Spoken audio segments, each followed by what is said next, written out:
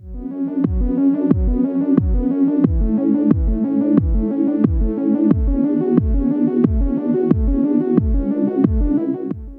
I woke you up. You needed that after lunch, didn't you? So this is track 4. Hopefully you're in the right spot. I am Tim Howard, and we're super excited to have Dennis Maldonado here. He is going to be talking about, he's the Director of Technology for Harris-Fort Bend County, the ESD 100, which is for part of the EMS system. He's currently managing and maintaining all technology needs for multiple public safety agencies, including a large 911 emergency communications dispatch center. With over 15 years of IT experience and more than 10 years in information security, his expertise spans network penetration testing, application security assessments, and physical security assessments. Dennis is also active in the local security community. He's founded 2 meetups in Houston and presenting at multiple conferences. So we are certainly glad to have Dennis here. If you'll help me welcome him.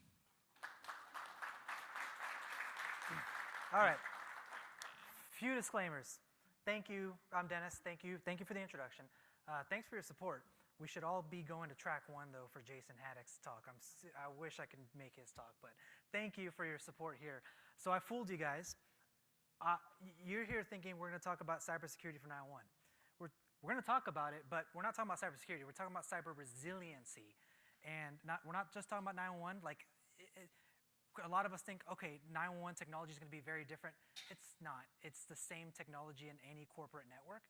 Our priorities just are a little bit different. So we're going to talk about that. I'm going to have to excuse me for my messiness. I'm going to have to advance 2 slides at once. So I have my notes and the presentation. But thank you for the introduction. Yeah, I'm Dennis Maldonado. For those who don't know me, I wear many hats here in the greater Houston area. I'm Director of Technology for Westcom, which is a 911 dispatch center. I also work as a technology specialist at Harris County Fire Marshal's Office, as well as incident response with the Fire Marshal's Office. And then I have my own cybersecurity company as well.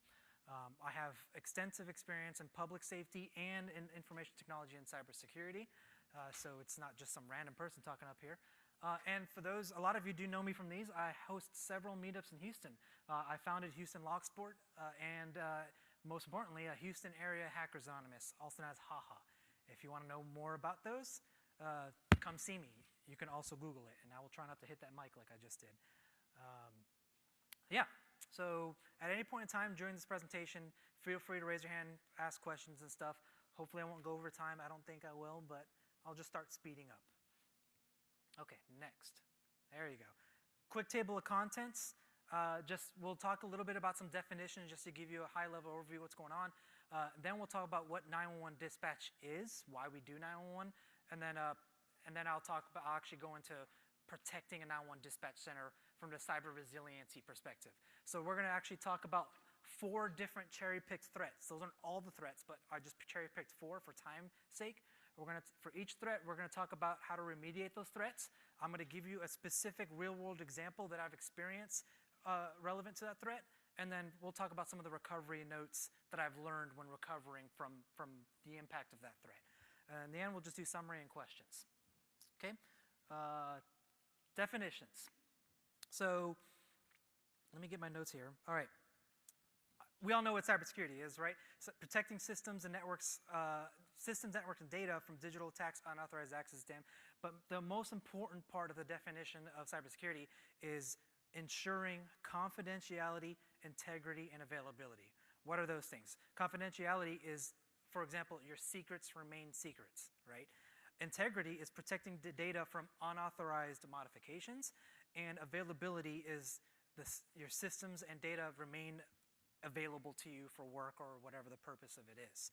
And when you're threat modeling for your organization or even yourself, it's important to accommodate for all 3 of these, but it may also be important to prioritize what's more important, right? So for 911, what are those 3 is most important? Is it confidentiality? Probably not, because all of if we're a government, we can all get FOIA'd anyway, Freedom of Information Act. All this information is public. Is it integrity? Integrity is important, But with 911, we're dealing with acute, right now, incidents. So the integrity of the data long term isn't as important for the acute mission. Availability, that's what's more important for 911.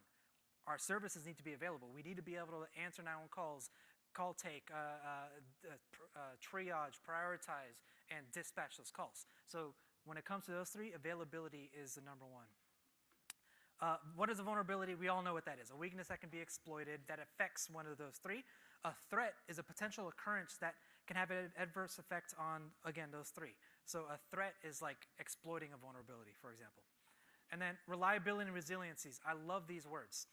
I like to call them out to kind of explain the difference between the two. Reliability is the ability to operate over time without failure. You know, making sure your systems stay up. That's reliable. A reliable system is a system that doesn't go down. Resiliency is the ability to recover from an incident. So if you have a good resiliency strategy, that means you can recover quickly. Resiliency doesn't mean prevent the outage. It just means how you can respond and recover to it. So those are important too. So 911 dispatch. We all know what 911 is. Those are some logos from different areas. That's the big Westcom one. 911, so a 911 dispatch center serves several purposes. The first one being 911 call taking. That's answering 911 calls, triaging and prioritizing those incidents that get generated from those calls, and then giving pre-arrival instructions, depending on what the incident is, giving pre-arrival instructions to the person calling 911. For example, someone calls 911 for someone who is experiencing cardiac arrest. The dispatcher will actually teach them right then and there how to do CPR, count down with them, all that stuff. And then dispatching. So once we take the call information, we put it into the CAD. The CAD is computer-aided dispatch. They dispatch it to the fire department. So that's notifying the fire departments or the EMS agency of the incident, maintaining communication with that agency, guiding the agency to the incident location, and then overall is responder safety. Right? When it comes to 911 incidents, pre-arrival, the one and only person besides the calling party as well, but the one and only person that has the most information on that incident is the call taker, the dispatcher who took that call. So it's important that the call taker maintains the awareness for the firefighters that are going to be responding and inform them of any potential threats or updates to that incident until they get there. And then, of course, incident logging. It's very important to keep all this information over time. So dispatchers are responsible for logging everything that happens and keeping that all available for further use. So that's a picture of the dispatch center that I built. I built Westcom back, we started operating in July of 2023. But what technology does a dispatch center need? Well, this is where I said I fooled you guys, right? A dispatch center doesn't really need any special technology except maybe radios, but it has the same technology as any other corporation or business or office or whatever. So building facilities. Well, of course, we need something that can host everything. We need something that's secure, that can keep our dispatchers dry and warm when they're dispatching because they're sitting there at desks for 12 to 24 hours. HVAC, comfort. For dispatcher comfort, but also for equipment. We have a lot of servers and technology equipment, so we need to make sure that equipment stays cool. Electrical, we have electrical lines coming in, but we have redundant lines. We have generators, we have UPSs, all that stuff. Network, we need a computer network, but the computer network needs to be redundant as well, and we're going to talk about all of that stuff when I get to the threats. But we have redundant internet, we have redundant networking, redundant firewalls, and then radio infrastructure, stuff like radio towers. We do have a 300-foot radio tower on site, and then the radios all in a radio rack that allows the dispatchers to use the radios to communicate with the fire departments in the field. So other than radios, there really isn't anything different than, you know, another corporate office. What is this next slide here? More on the technology. We have what's called CAD, like I said before, computer-aided dispatch. And so to facilitate the computer-aided dispatch software that the dispatchers interact with, we have different things such as a database server for the CAD, an application server that serves the application, a web and API server for getting historical data, and a reporting server to generate reports. So the computer-aided dispatch is the heart of any dispatch center. Incidents from 911 phone calls get inputted into the CAD. The CAD does processing and determination, and in our case, it actually decides, depending on what type of call it is, where the call is, and unit availability for fire departments, the CAD will automatically decide who to dispatch, and the dispatcher will air that over the radio. Okay? We also have, again, radio servers and software. We currently dispatch for 10 fire departments, but we will be dispatching for more soon. And so it's not feasible to have 10 different radios sitting on a desk. So we have a computer screen that hooks back up to a radio server that then hooks up to the radio gateways that then hook up to the radios. And that gives one interface, one screen with one mouse and keyboard for a dispatcher to interface with all 40 of our radios that we have at Westcom. Question?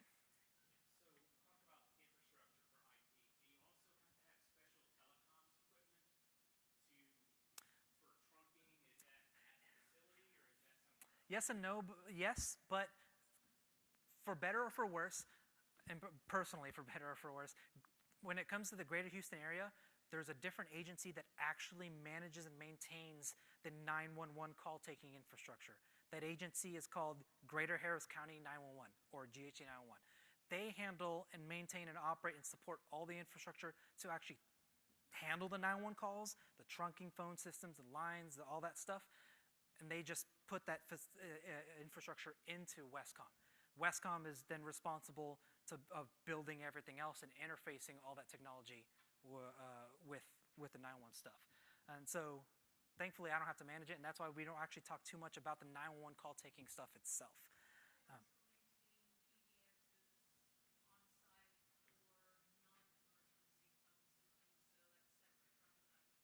So that's different per agency. So, yeah, so for Westcom, which uses GHC 911, for our non-emergency line, we don't use PDBX, we just use VoIP. We use redundant VoIP, but just VoIP, because VoIP is good enough for our non-emergency lines where people calling in for status changes or whatever. And then, of course, the last technology is just a console computer. So every dispatch desk looks like that. In our facility, we have 8 screens across 4 different computers. We have 2 screens to handle 911, 4 screens to handle computer-aided dispatch, CAD, 1 screen for radio, and 1 screen for general purpose computing like emails and stuff. And all that is important as well. So, protecting a 911 dispatch center. We're going to talk about many different threats. There's a lot of different threats against any corporate network or any dispatch center, any public safety agency or whatever. Ignore that picture. But I cherry-picked 4 threats for the interest of time. First one being equipment failure. And for each threat, we're going to talk about remediation, some examples, and recovery notes from those examples. Those examples will be personal examples that I've dealt with. So equipment failure, natural threats, service disruption, and then ultimately cybersecurity, because that's why we're all here, doing cybersecurity. So let's start with equipment failure. So you guys recognize that, right? The angry pixies escaped from the transistor or the capacitors. So equipment failure, what can happen?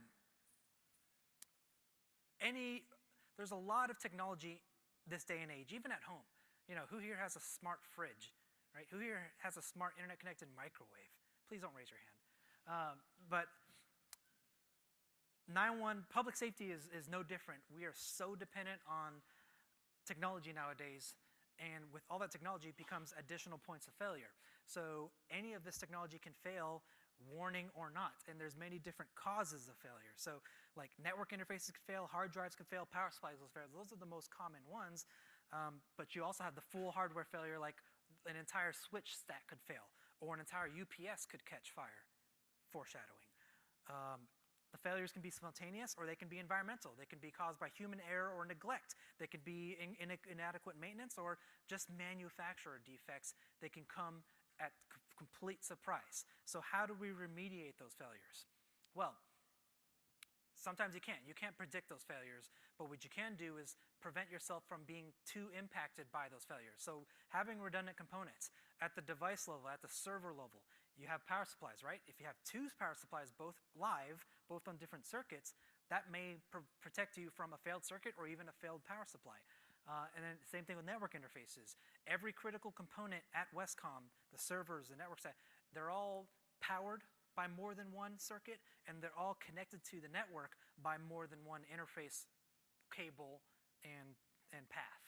And that provides the redundancy to protect against any one single point of failure, because that's the purpose here. No single point of failures. Okay. We talked about components, redundant systems as well. You have firewalls, you have switches, you have hypervisor, virtual machine servers, you have all that stuff. All those should be redundant as well. So my firewalls, I have two of them. Palo Alto, another foreshadowing. Juniper switches. Every stack of switches has at least two switches in it. Virtual machine replication, I use Hyper-V. We have replication amongst those for that redundancy as well. And then spares. For the less expensive stuff, or maybe even the less critical stuff where I don't need hot redundancy that's automatic, I have spares in a drawer somewhere where I can quickly swap them out. So for example, my storage, my RAID 6 hard drive cluster, I have a bunch of different hard drives for each cluster that I can quickly go in and replace it. If one hard drive fails, I don't have to wait a day or a week for a replacement to come in. And that's segue into the next one, spare components on hand. Spare power supplies if you can manage it. Spare cables, because cables could fail too. Rats could eat the cables. It's not foreshadowing, that hasn't happened yet, but hard drives. And then service agreements, depending on how you operate as an organization, but that's important too. I have Dell service agreement that for all my Dell servers and infrastructure that guarantees within 24 hours, actually within 4 hours, they will respond to my request and send me and install spare components if I have a failure, which I've already had to do once. But also subject matter experts. I'm Director of Technology. I'm only a team of 3 people right now at Westcom. I can't be a subject matter expert as much as I want to and try on everything. Palo Alto, Juniper, Dell, Hyper-V, all of this, MS SQL.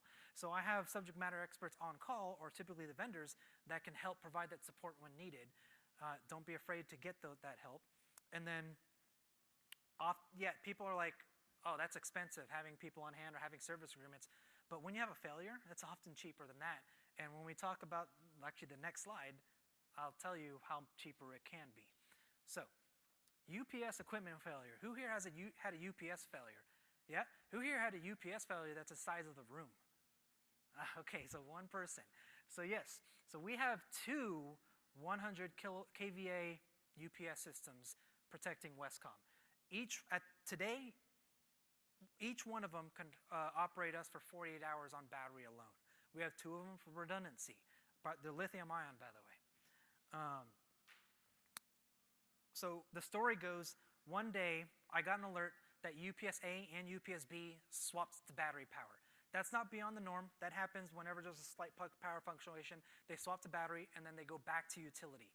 Well, UPS A went back to utility, but UPS B did not. So that's the first clue. Something is weird. So that's the email log that said UPS B is still active and it didn't clear. UPS B, when I got on site, UPS B could not recover to utility, and the bypasses didn't even work. Like, it was, the only saving grace there was it was still providing power to Westcom through the batteries, but I couldn't switch back to utility, nor could I bypass the battery to utility. So in the process of troubleshooting, we eventually said, okay, everything's been transferred to UPS A. Let's EPO this, emergency power off. Let's turn this UPS off, and let's start, troubleshooting and doing what we need to do. So AV guys, if you mind clicking that video, I'd rehearse this with them. This is what happened when I shut it off. There's a lot of beeping in the background, and if you can't see it, it's on fire. I'm like, what is that smell? And I look, I'm like, oh, crap. So the first thing I did is we have a fire suppression system. It's not water, it's a gas. So if 2 smoke detectors detect gas, it'll launch, detect smoke, it'll launch the gas in 30 seconds. The first thing I did was, okay, this looks controllable, shut off the suppression system so that doesn't discharge, and then immediately made sure everything was off, cut all the breakers feeding the UPS and what the UPS is feeding as well, and then unscrewed that controller, because thankfully it's just a controller that caught fire and not any of the lithium-ion battery banks. Oh, God, scary. And then literally just ran that outside. It's heavy. That thing is huge. So what happened? A capacitor inside of it blew up. If you can see, yeah, large capacitor like this big exploded inside and was smoking. So thankfully it wasn't a full fire, but it could have, I guess it could have been worse. So thankfully I've isolated UPS-B, completely shuttered it off. Because we had the redundancy of UPS-A, that can handle the entire load, and that's how Westcom was designed. Yeah, we have 2 UPSs, but Westcom can operate only on 1. We just have 2 for redundancy, and that redundancy worked. So recovery, what worked and what do I need improvement on? So what worked? Redundant UPS, just like I said. I like getting ahead of myself. UPS-A continued operations and was good for the entire 2 weeks that we were down. We already had contacts for our electricians and the vendors, because when it comes to this 480 volt systems, you can't work on that. You need an electrician to do that because that's very dangerous. So having them ready to go to help us with that, because they were on site when we EPO'd it. So thankfully they were able to help us, but that was good. And our replacement parts, relatively quickly we were able to get replacements ordered, and in 2 weeks we were able to implement the replacement parts, fully repair the UPS, and put it back in service. So yes, our redundancy was kind of cut in half for 2 weeks, but we're still good. So what needs improvements?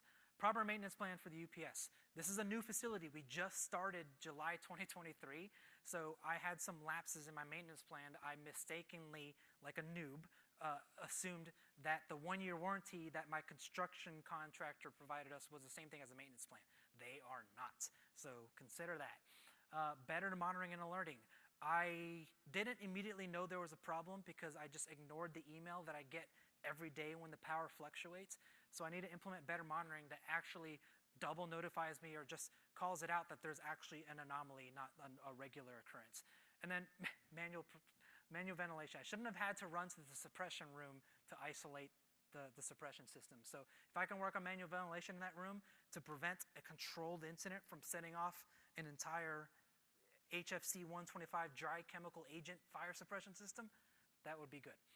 And then PP for 480 volt work. Again, we shouldn't be working on 480 volts if we're not electricians, but there are a few things like bypass circuits and stuff that I can do, but I still should have voltage gloves and iPro, so I do have that stuff now, and that's just, again, even a smallish improvement, I'm notating and I'm improving. How much time do I have?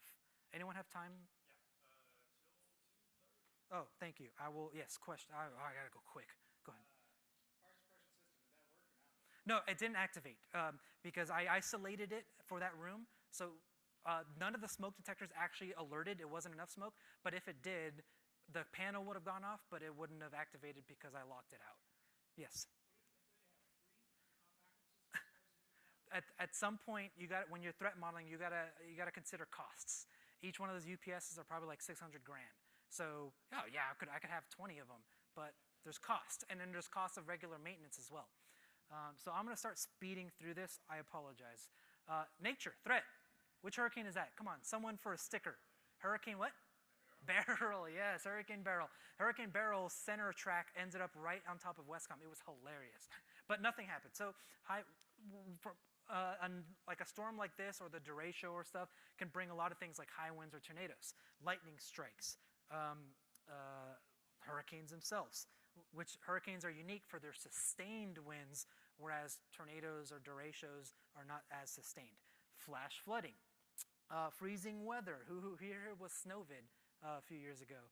And then solar storms, something that a lot of people consider, but that is a threat too. Thankfully it hasn't happened yet, but that is a threat.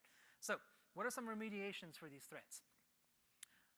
Of course, storm-rated building features. You can't do this unless you're building a new facility, but when we built this facility, we accommodated for those. So the facility is rated for 200-mile-an-hour sustained winds. Every window, exterior-facing window, is ballistics rated. We've got what we need for being resilient on storms. We're also 5 feet above the floodplain or something like that. Grounding and shielding. For lightning strikes, for solar storms, it's very important you have good grounding, and if you can afford it, good shielding as well, especially for cables and stuff. We have grounding everywhere, because one of the lessons learned I took when I was building Westcom was a previous dispatch center up north, anytime they got struck by lightning nearby, their whole facility goes out, even if it's like the lake nearby. So I wanted to prevent that from happening, and we took a lot of measures to do that. Environmental monitoring, leak detection. We have raised flooring for our cabling and HVAC and stuff, and it's very important we detect leaks under there because we can't see that. So if we can detect leaks, we can remediate those quicker before it causes or gets to a bigger problem. And then temperature and humidity as well. Day one, when we went live, the first weekend, I got alert that temperature rose up to 78 degrees. Turns out one of our crack units, computer room air conditioning units, turned off. I wouldn't have known unless I had temperature and humidity monitoring everywhere. And then, of course, electrical backup. Generators, but not just generators. If you can manage it, different types of generators. We have 4 generators on site, 2 natural gas and 2 diesel. That way, again, no single point of failure. One natural gas generator, when natural gas service goes out, like Centerpoint, oh, I'm not going to call them out, we still have a tank of diesel, 2,500 gallons. And then, of course, uninterruptible power supplies and on-call electricians and who else. So, Hurricane Beryl, how did it affect us? Well, I'm actually glad to say it didn't affect us much, but we still had some impact. So, of course, we got heavy rain. There was one water leak in our radio room, and I only found out because the leak detection cable picked it up. And I was able to determine, I was able to find the leak, that orange leak detection cable. It was coming from a conduit that I guess wasn't sealed going into the wall, and we were able to remediate that before it becomes a bigger issue. Occasional lightning. Lightning didn't affect us. I have no idea if lightning struck us, but my lightning strike counter still shows 0, and nothing went down, so we're good. High winds. This was the most effect on us because of, like everyone else in this room, Centerpoint lost power, and we lost power for 4 days. But I think I'm the only one at Westcom who knows that, because our generators picked up and just kept running and kept us live for 4 days, and our generators powered the entire facility, so no one noticed that we did not have utility power. And internet services were affected, but again, our redundancy means, you know, when one internet service goes down, the other one picks up, we're still good. And of course, high call volume. Because of the hurricane, 911 calls do go up, which is additional strain on our IT infrastructure. But again, we were able to handle that because it was expected and planned. So what about lessons learned from Hurricane Beryl at Westcom? Well, no damage to the building or equipment. That worked well because we built the facility good, and we considered all these when we were designing and architecting this building. We considered these threats, and we accommodated for them. Leak detection worked. Leak detection detected the leak. And we did have staff on site. We did have a ride-out crew, and luckily they weren't needed. All they were needed for was verifying that leak and just putting a towel under there until we can fix it. And then again, the generators ran for all 4 days with no issues. So what needs improvements? Well, contact plan for utility providers. Centerpoint was down for 4 days.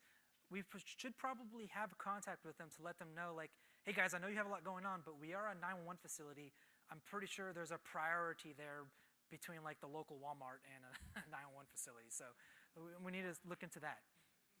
Not to say the food isn't important, guys, but remote monitoring and alerting for generator status. I didn't purchase the fancy, you know, LTE modules for my generators. So I need to look into getting that so I can know what the status of the generators are, specifically runtime, fuel level, current status, load, etc. And then maintenance plan for generators. So again, this was the same mistake. I falsely assumed a construction contractor warranty was the same as a maintenance plan. It's not. So we need to work on that. I've actually just signed that contract last week. Did you have a question? I saw something. Yeah. Yeah.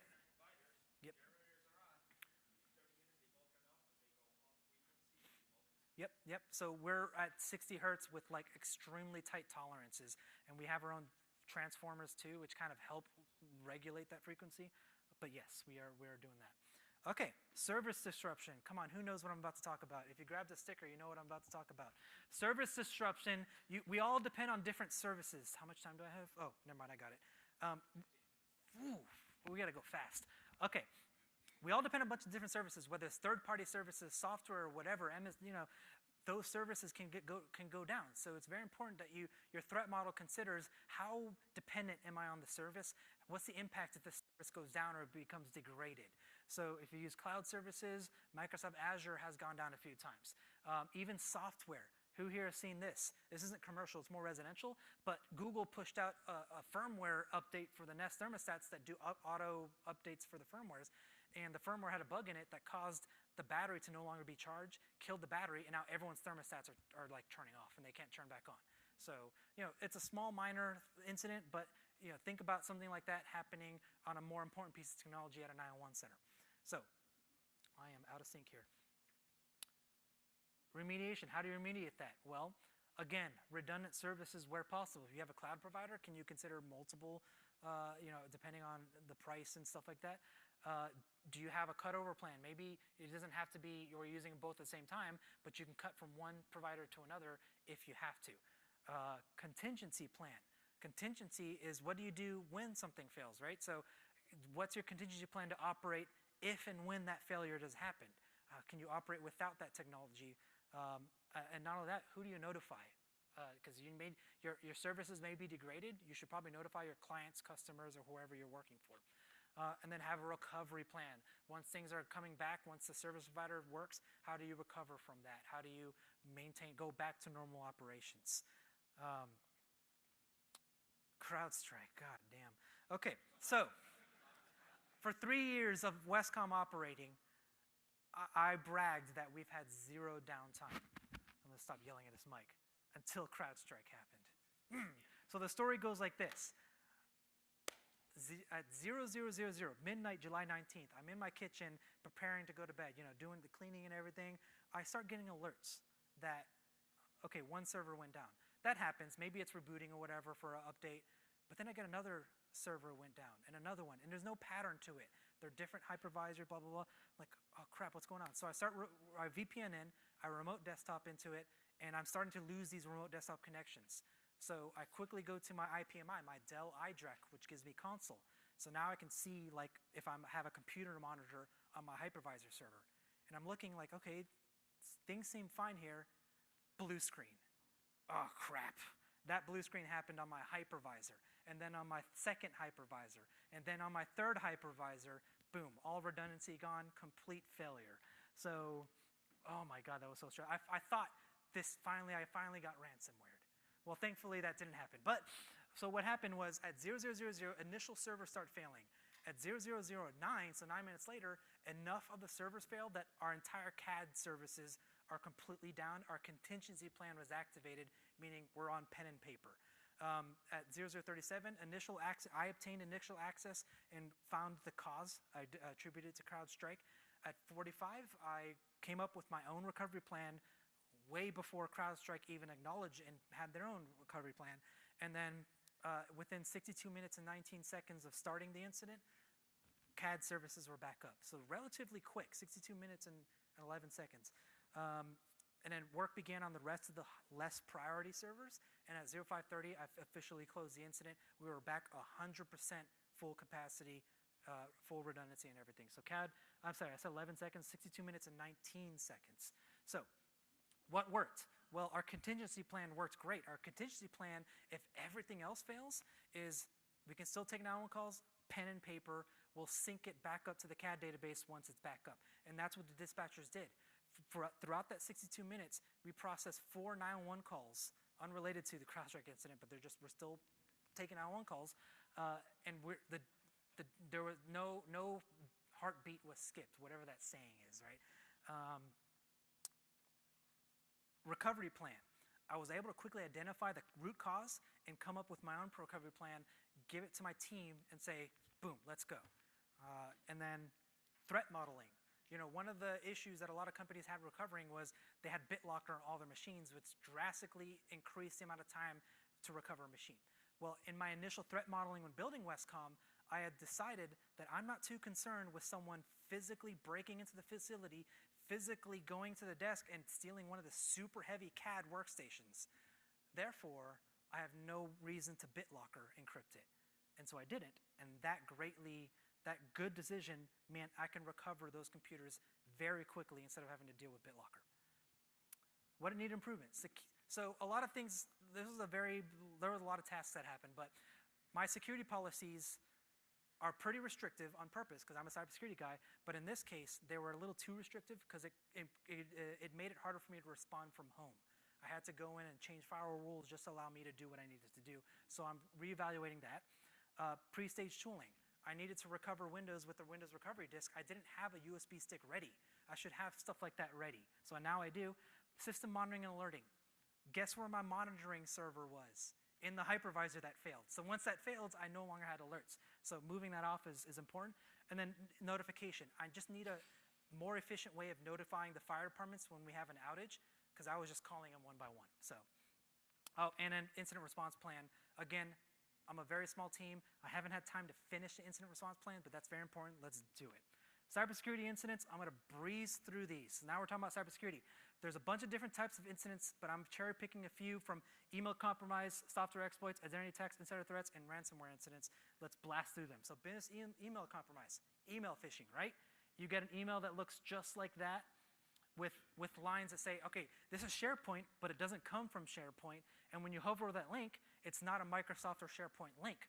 That's an email phishing that wants to get you to click the link and provide your password to it. That happened at Westcom. That's a story for another day. Software exploits. Adversaries exploit known or vulnerable software. Software updates are difficult to keep up with. They're so common. They're so frequent. And then vulnerabilities, like zero-day vulnerabilities, out-of-date software, poor applications, those are the things that cause exploits, that allow exploits to happen. Identity attacks, simply bad password policies, shared passwords, poor monitoring control on privileged accounts, insider threat. Who here has had that happen? You fire an IT guy, you didn't cut their access, so they cut their own access. Users with no awareness or training, negligent users, users who are coerced into adversarial acts, like paid for that or something, or a disgruntled malicious user, giving them too much access or not cutting their access when they're offboarded.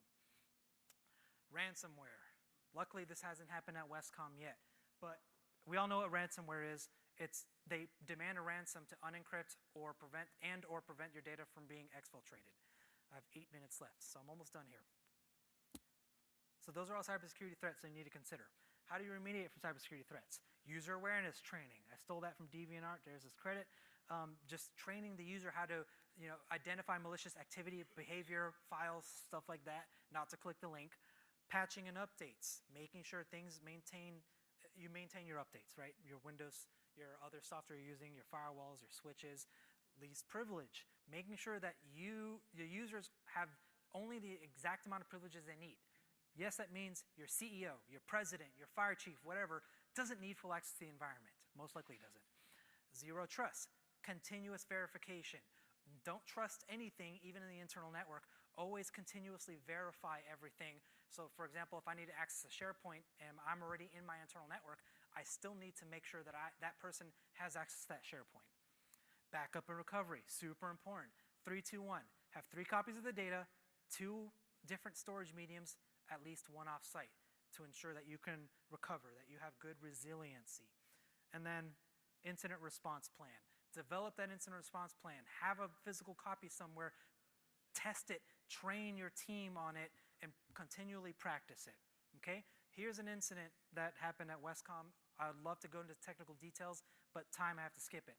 We have Palo Alto firewalls that are the core part of our network. Everything goes through the firewalls. There was a CVSS score 10, a critical vulnerability on those firewalls. Well, what happened is Friday afternoon, they disclosed a critical vulnerability, Palo Alto did, critical vulnerability for these firewalls. Everyone's affected. What happened? My screen died. AV guys?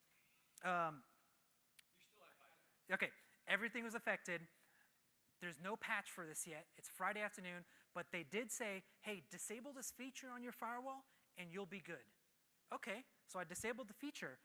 I come back Monday and I look at their advisory and they had updated. Just kidding, that wasn't a good workaround. You're still vulnerable. And so from that, after that, I looked at all the logs and I'm skipping over the details.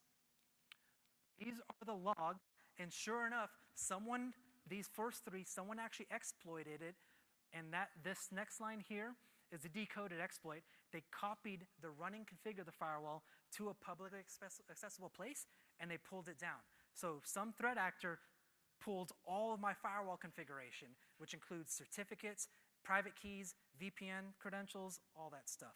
That's what my configuration looks like. So they pull all that, so we had to completely blast the firewalls. Well, what worked and what didn't when responding to that incident? Staying informed. I stayed informed with the advisory. I looked for updates, and I was able to quickly realize, there's an incident because I was staying informed. Zero trust model. Even though an adversary had our firewall configuration and our private keys, even if they used them to get in, which they didn't, they wouldn't have been able to get further because of our zero trust model. Backup and recovery. I backed up the firewall configurations, and I was able to quickly blast them back onto the firewalls and change the necessary information once we restored the firewalls. And then firewall redundancy. While doing all this among 2 weeks, I was able to remediate this threat without taking the dispatch center down because I had redundancy, and I was able to keep everything going up. What could I have done better? Risk assessment. I mean, I could have done better in protecting against that threat, even if the advisory said I just need to do that. Better alerting. I didn't get any alerts that we were compromised. I only found it in a log after the fact. And then incident response plan, again, need that.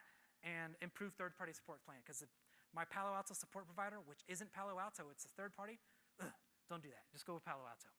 In summary, 911 dispatch infrastructure is important. It needs to be reliable, resilient, available, and secure, and that's what I strive to be. Threat model. Consider which one of these three is most important for your organization and even for you personally. Incident response plan, have a guidebook for response, but also test it and practice it, exercise it. And then always improve. Stay informed with the most emerging threats. Maintain your updates. Keep training, keep learning, work with your team, work with your leadership. That's all I have. Time for questions? No? We have. Am I 3 still minutes. on? Yeah.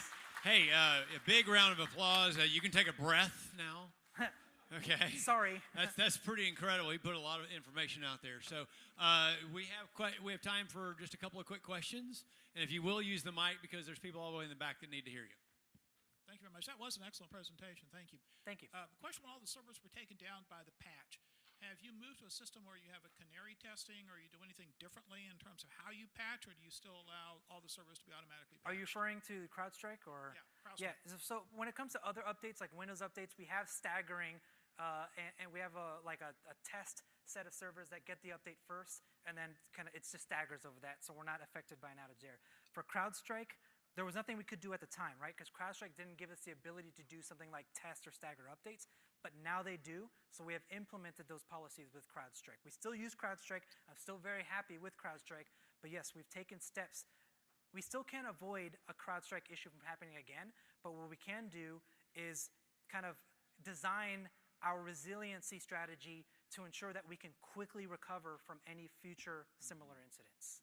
Yeah, that's fantastic. Before you leave, if you will also remember to use that passport, go around to all of the vendors. The reason we have all these great speakers are because of the vendors, so please go by, see them, honor that, because they've spent a lot of money to be here too.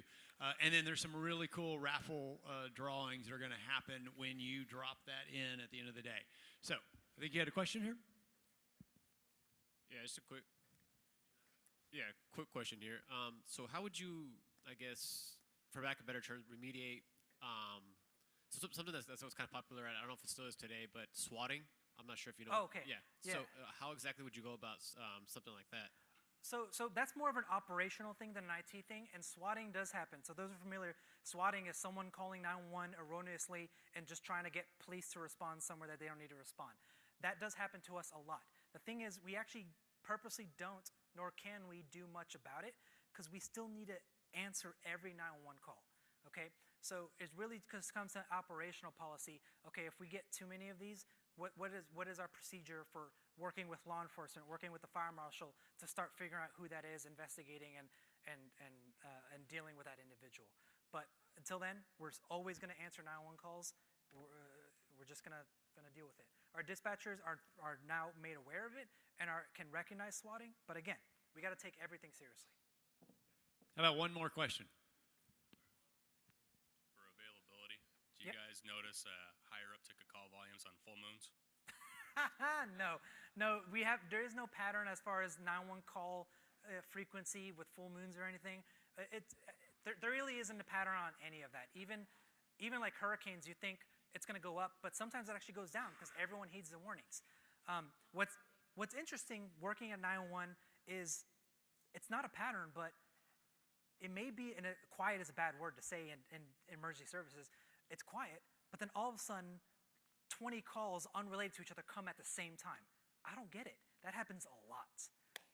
But that's it. So if any other questions, I can be right outside or at the Kakan, follow the Black Crows area. Any questions, comments, ideas, threats, come see me. Fantastic. One more round of applause. Thank you so much, Dennis, for being here.